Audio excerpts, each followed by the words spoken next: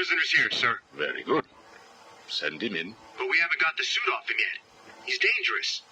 Are you sure? Of course. Victor Fries and I have much in common. We will be fine.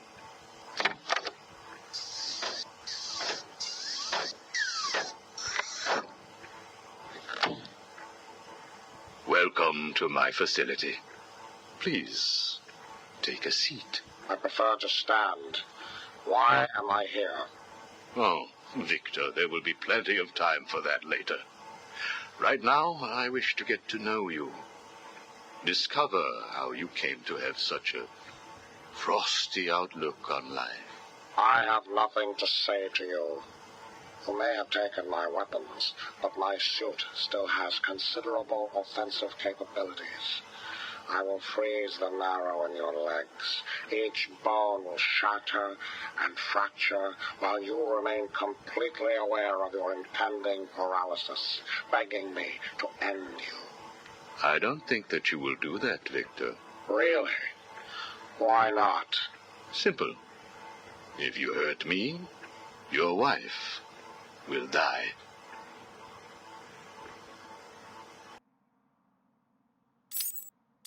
Where is she? Where is my wife? Nora is in safe hands. Now, let's discuss an incident from your childhood. No. Then this is over. Guard. Wait. What do you wish to learn? Your early years were troubled. I was not a sociable child, but that is all. Even your parents disowned you. They sent you away to a reform school, correct? They did not understand my work. Your work? According to a police report, you froze over a dozen of your neighbor's pets. I have always had an interest in cryonic preservation. I didn't understand why my parents allowed our sick pets to die instead of attempting to save them. So I set about finding my own way. I intended to revive all of those creatures. But you didn't. Which brings us to Nora.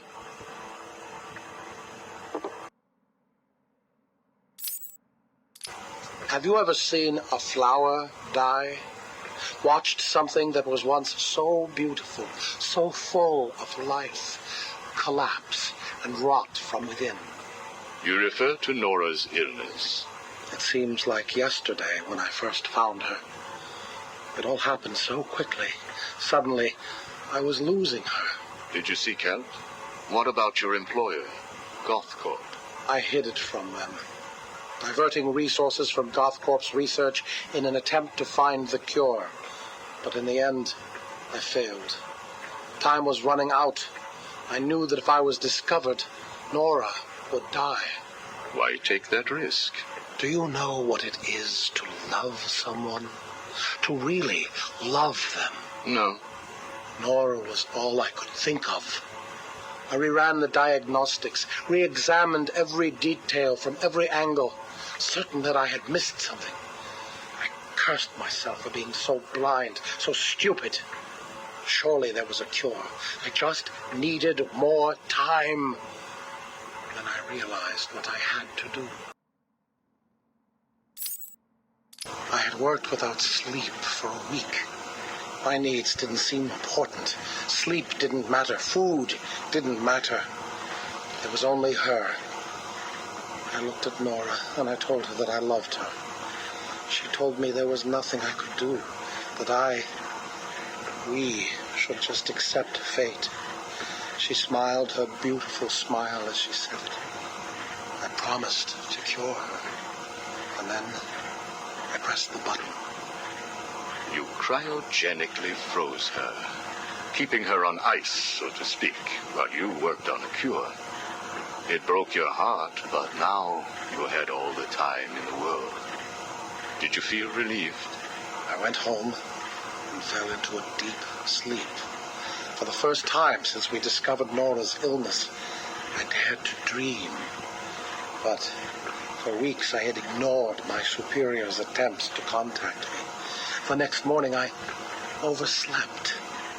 By the time I got to the lab, Ferris Boyle The CEO was there waiting. What did he do? He accused me of industrial espionage, which I denied. But then his guards found Nora. Boyle told me that, like all of my research, she belonged to him. I was enraged. I attacked him. His guards beat me back, and in the struggle, I was drenched by the cryogenic chemical I had created. I lay on the floor, helpless, watching the guards steal Nora away. Boyle told me it was a tragedy for such a promising mind to perish in a lab accident. Then he left me to die. But you survived. The chemicals were absorbed into my body and transformed my metabolism. My body went numb. I felt a strange tingling, then searing pain all over. Each breath ignited my lungs. I clawed my way back to a refrigeration unit, and as I closed the door behind me, I felt the icy chill calm my aching body. Things suddenly seemed clear. What seemed clear? Finding a cure for Nora? No. Revenge. Boyle would pay.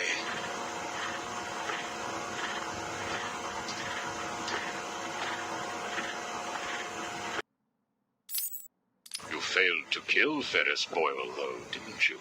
Yes. Why? You know why. Batman. Though he did return Nora to safety. Until you got her. See? There you go. Blame me, blame your parents because you failed to revive the neighbor's pets.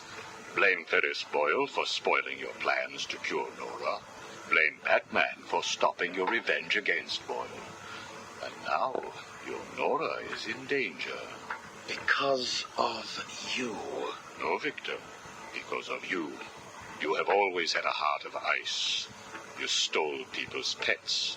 You stole GothCorp resources. And since then, you've stolen so much more for your own selfish scientific inquiries. If you had shared your genius with others, devoted your energy to medicine instead of crime, perhaps your ice princess would be at home now, preparing you a hot meal, instead of being delivered to the Joker. No! You could have saved Nora a long time ago, Victor. It's all for her. Everything. I will get her back. And when I do, I'm coming for you. Thank you. We are done now. Nora.